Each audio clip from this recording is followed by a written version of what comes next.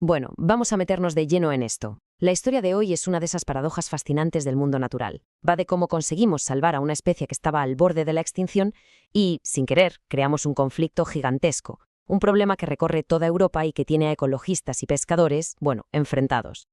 Para empezar, fijaos en esta cifra, 350 millones de euros. Pues bien, esto es lo que se calcula que pierden cada año la pesca y la acuicultura europeas por culpa de un solo pájaro. Es una cantidad enorme, la verdad. Pero ¿cómo hemos llegado a este punto? Y aquí es donde la cosa se pone interesante. Resulta que el origen de este problemón económico y ecológico es, irónicamente, una de las mayores victorias de la conservación de las últimas décadas. Un éxito que, como veremos, ha traído unas consecuencias que nadie se esperaba. Esa es la gran pregunta, ¿verdad? ¿Cómo algo tan bueno acaba saliendo tan complicado? Para pillar la magnitud de todo este lío, lo primero es entender la espectacular recuperación que tuvo el cormorán. Y no fue algo progresivo, no, fue una auténtica explosión demográfica.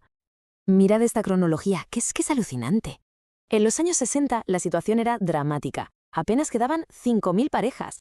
El punto de inflexión clarísimo es 1979, cuando la Unión Europea los protege.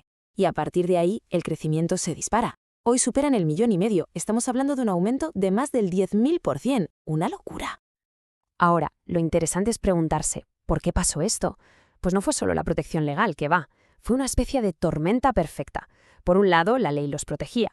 Por otro, las aguas tenían más peces por el aumento de nutrientes. Y para rematar, la expansión de las piscifactorías fue como ponerles un buffet libre por todo el continente. Si a eso le sumas que son una subespecie súper adaptable, pues tenías el cóctel perfecto. Y este es un punto clave, de verdad. No es que los cormoranes hayan vuelto a las cifras que tenían antes, no. Los análisis demuestran que nunca, jamás, habían sido tan abundantes en Europa. O sea que estamos ante un fenómeno ecológico completamente nuevo, algo que no había pasado antes en nuestro continente. Venga, vamos al lío. Con una población tan masiva y, como decíamos, sin precedentes, las consecuencias se han notado en todas partes, tanto en la naturaleza como, por supuesto, en la economía de muchísima gente. Vamos con otra cifra que impresiona.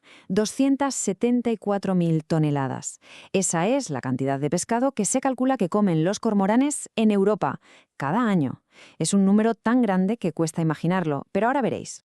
Para que nos hagamos una idea de lo que significa ese número, es el equivalente a lo que comerían 12 millones de personas en todo un año. 12 millones. Esto ya nos da una pista del impacto tan directo que tienen sobre los recursos pesqueros.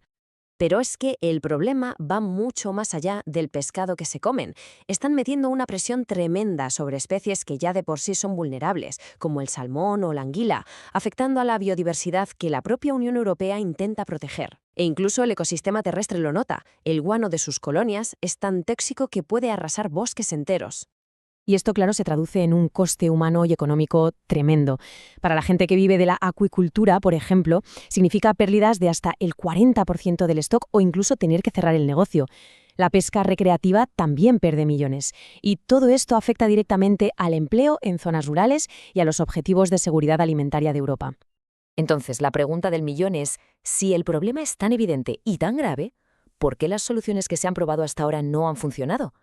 Pues la respuesta está en la propia naturaleza del problema y del pájaro.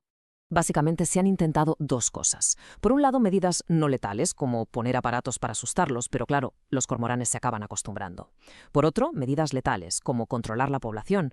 Pero aquí viene el gran problema. Cada país lo aplica a su manera, o directamente no hace nada. Falta coordinación. Y esto nos lleva a un concepto que es clave para entender por qué nada funciona: el efecto embalse. Imagina que un país no controla su población de cormoranes.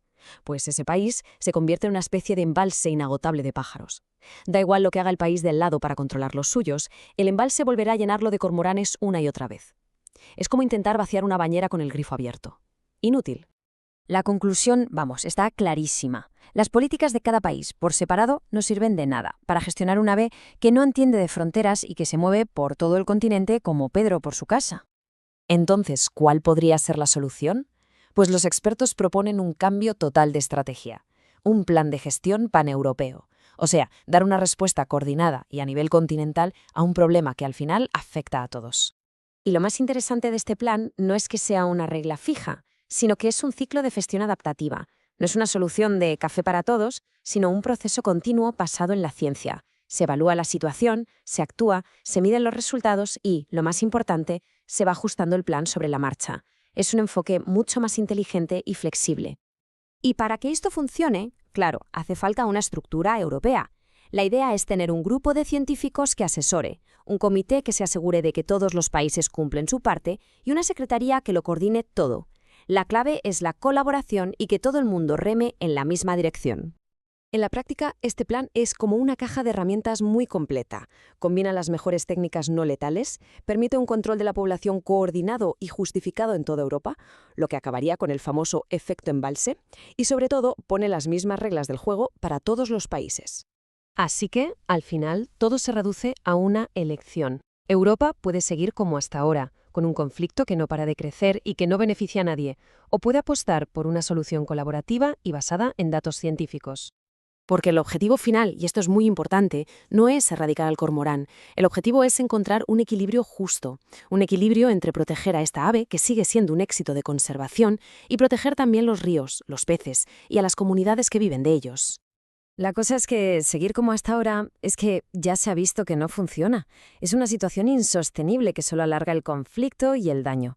La alternativa es esta hoja de ruta, una forma de gestionar el problema todos juntos y de una vez por todas. Y cerramos con esta reflexión, que va mucho más allá del cormorán. Este conflicto nos obliga a hacernos una pregunta muy, muy seria. ¿Cómo gestionamos nuestros propios éxitos? ¿Cómo encontramos el equilibrio cuando el triunfo de una especie pone en jaque a todo un ecosistema y a la gente que vive de él? Ahí queda la pregunta.